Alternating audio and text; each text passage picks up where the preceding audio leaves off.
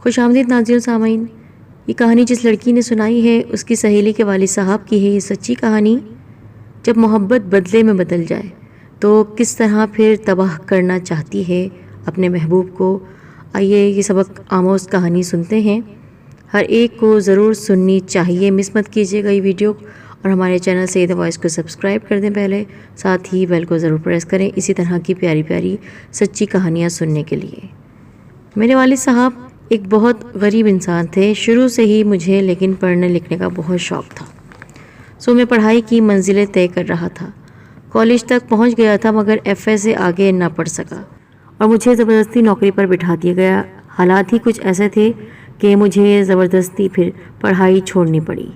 ہمارے گھر رواج تھا اس بات کا کہ بڑوں کا حکم مانا جاتا تھا۔ ہمارے جو دادا تھے ان کا حکم چلتا تھا اور بڑوں کی مرضی کے بغیر کوئی بچہ قدم بھی نہیں اٹھا سکتا تھا، چاہے وہ کسی سے محبت ہی کیوں نہ کرتا ہو۔ میرے جو دادا تھے وہ چاہتے تھے کہ میں اپنے پاؤں پر کھڑا ہو جاؤں تاکہ وہ اپنی زندگی میں ہی میرا صحرا دیکھ لیں۔ اسی غرض سے انہوں نے ایک رشتہ دیکھا، جبکہ میری منگنی اپنی پھوپھیزاد حریم سے طے ہو چکی تھی مگر دادا اس رشتے کے خلاف تھے، اسی لیے انہوں نے اپنی مرضی سے حمید صاحب کی پوتی سے میری بات پکی کرا دی اور والد کو حکم دے دیا کہ علی کی شادی نگینہ سے ہی ہوگی۔ میں اس خبر کو سن کر سکتے میں رہ گیا کیونکہ میں حریم کو بہت پسند کرتا تھا اور خود حریم بھی مجھے پسندیدہ نظروں سے دیکھتی تھی، اور بچپن سے چونکہ منگنی طے تھی تو ہم دونوں کے ذہن میں تھا کہ ہم آگے بڑھ کر جیون ساتھی بنیں گے۔ میں اس کے ساتھ ہنستا تھا، بولتا تھا، اس سے میری انڈرسٹینڈنگ تھی اور یہ پسند صرف معمولی پسند نہیں تھی، محبت کی اس حد کو ہم پار کر چکے تھے کہ ایک دوسرے کے علاوہ کسی کو سوچ بھی نہیں سکتے تھے۔ لیکن جیسا کہ میں نے کہا کہ ہمارے گھر میں بڑوں کا حکم چلتا تھا تو دادا کے آگے کسی کی بھی چل نہیں سکتی تھی، اور میرے دادا ابو ہمارے درمیان سماج کی دیوار بن گئے، صرف اس وجہ سے کہ پھپھا نے ان کی شان میں گستاخی کی تھی۔ پھوپھی ان کی بیٹی تھی لیکن اپنی بیٹی کی بیٹی سے وہ میری شادی نہیں کرنا چاہتے تھے، صرف پھپھا کی وجہ سے، اپنی انا کی خاطر، اپنی ضد میں انہوں نے میری محبت داؤ پر لگا دی اور حکم یہ صادر کیا کہ اگر میں نے بغاوت کی اس رشتے سے تو مجھے میرے گھر سے ہی نکال دیا جائے گا۔ جائیداد سے آگ تو وہ کیا کرتے، جائیداد تو اتنی بڑی تھی ہی نہیں۔ ظاہر سی بات ہے اگر پیسے ہوتے تو کیا میں نوکری کرتا، میں اپنی پڑھائی مکمل نہیں کرتا جبکہ مجھے پڑھنے کا اتنا شوق تھا، لیکن مجھے میری محبت سے الگ کرنے کے لیے انہوں نے اس بات کو سامنے رکھ دیا کہ مجھے اپنے والدین سے الگ ہونا پڑے گا، اور یہ بات مجھے منظور نہیں تھی۔ میں اپنی ماں کی روتی ہوئی آنکھوں کو کیسے دیکھ سکتا تھا؟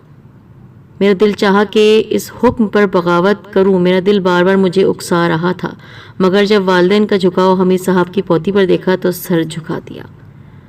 میرے والد صاحب کی میرے دادا ابو کے سامنے بالکل نہیں چلتی تھی، وہ ان کے حکم کے بغیر ایک قدم بھی نہیں اٹھاتے تھے، یہاں تک کہ ہمارے گھر میں ان کے حکم کے بغیر، ان کی بات کے بغیر ایک پتا بھی نہیں ہلتا تھا۔ جب میں نے دیکھا کہ میرے والد صاحب اسی لڑکی سے میری شادی کروانا چاہتے ہیں تو پھر میں چپ ہو گیا۔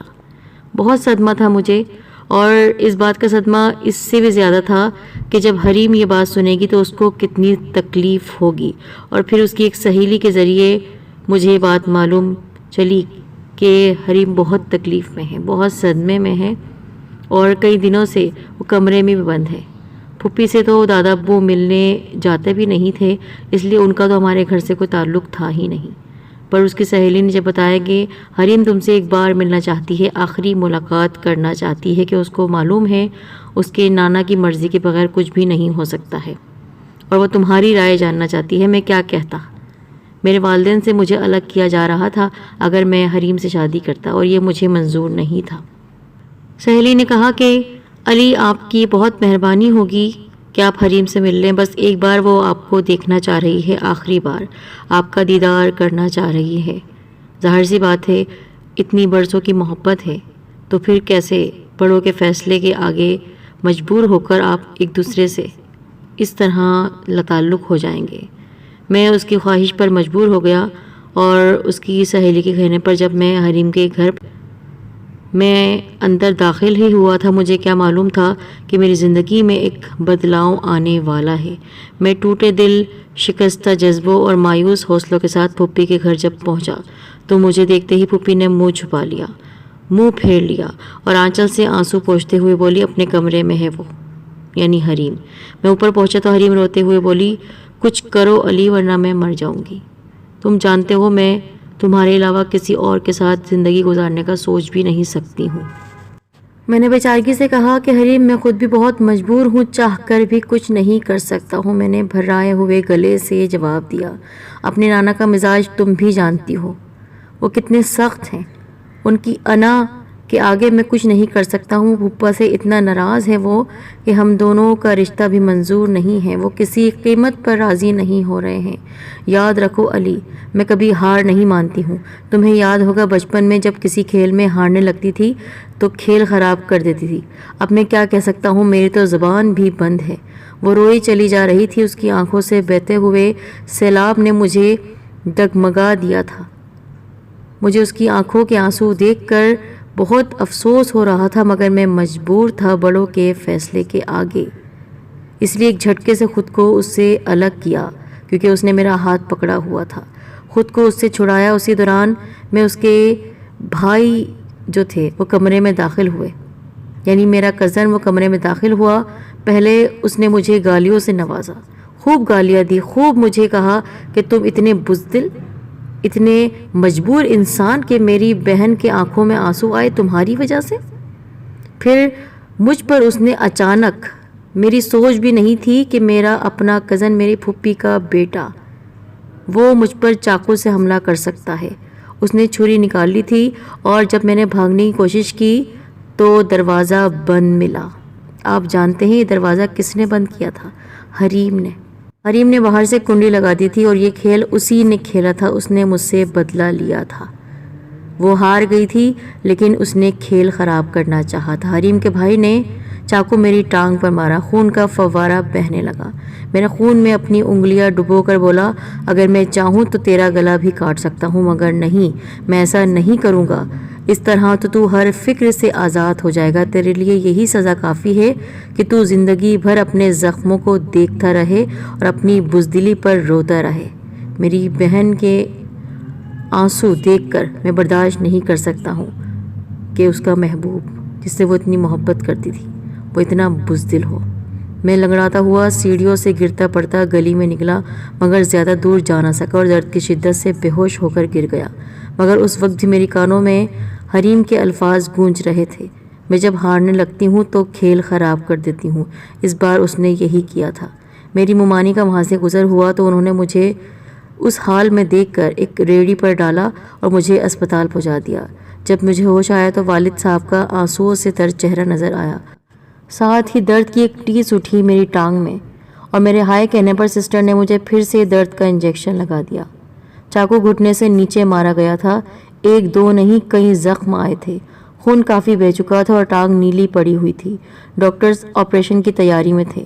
ڈاکٹرز نے والد صاحب سے سائن لے لیا تھا کہ جان بچانے کے لیے ٹانگ کاٹنی ضروری ہے کیونکہ 2 نسیں کٹ گئی ہیں، اور تب سرجری اتنی ترقی پذیر تھی کہ یہ وہ دور تھا کہ آپریشن اتنے کامیاب نہیں ہوتے تھے، اتنی ترقی نہیں کی تھی سائنس نے۔ میں تو ان سب واقعات سے بے خبر درد سے مر رہا تھا۔ مجھے وہ وقت اب بھی یاد ہے کہ جب میرے بیڈ پر درمیان میں ایک پردہ لگا دیا گیا تھا کہ میں اپنی ٹانگیں نہیں دیکھ پا رہا تھا، میری کمر میں انجیکشن لگا دیا گیا، نیچے کا دھڑ سن ہو چکا تھا، میں بے حس و حرکت پڑا تھا۔ اگلے دن پتہ چلا کہ میری دنیا لٹ چکی ہے، میں آدھا ہو چکا ہوں، میری ایک ٹانگ میرے جسم سے جدا کر دی گئی ہے۔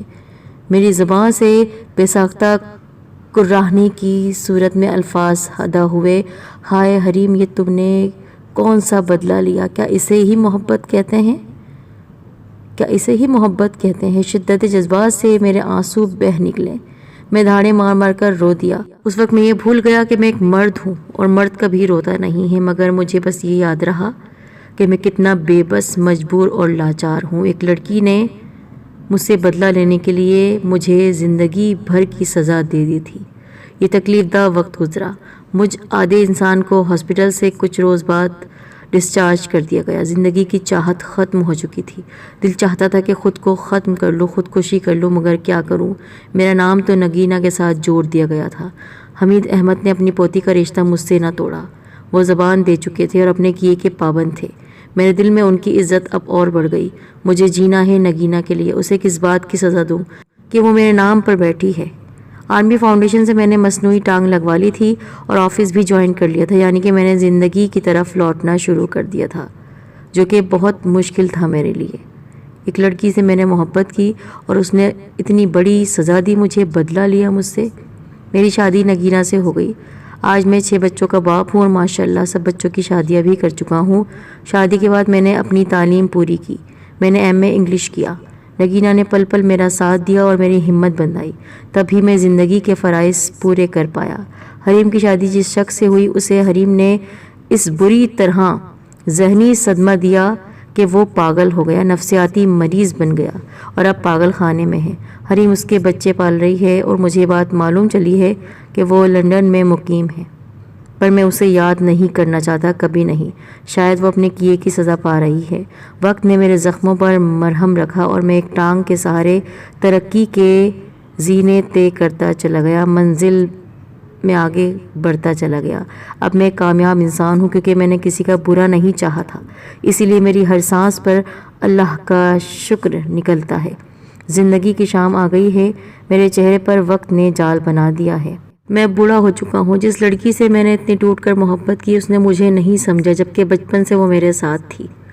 اس نے تو بڑوں کی بات بھی نہیں مانی۔ جو اس کے نانا تھے وہ میرے دادا تھے۔ یہ جو بڑے ہوتے ہیں نا، یہ کبھی اپنے بچوں کا برا نہیں چاہتے۔ یہ زندگی میں وہ تجربہ رکھتے ہیں جو ہم بچے نہیں رکھتے ہیں۔ کبھی کبھی ان کے فیصلے غلط ہو جاتے ہیں، لیکن ان کی نیت غلط نہیں ہوتی ہے، ان کی اپنے بچوں کے لیے سوچ غلط نہیں ہوتی ہے۔ اور یہ بچے ہی ہوتے ہیں جو اگر اپنے بڑوں کا کہا مان لیتے ہیں تو آگے جا کر کامیابی کی سیڑھیاں چڑھتے ہیں۔ میری زندگی میں جو میری جیون ساتھی بنی اس نے ہمیشہ میرا ساتھ دیا۔ اسی وجہ سے آج میں خوش ہوں اور بہت مطمئن زندگی گزار رہا ہوں۔ اس کے لیے شکر ادا کرتا ہوں اپنے دادا جان۔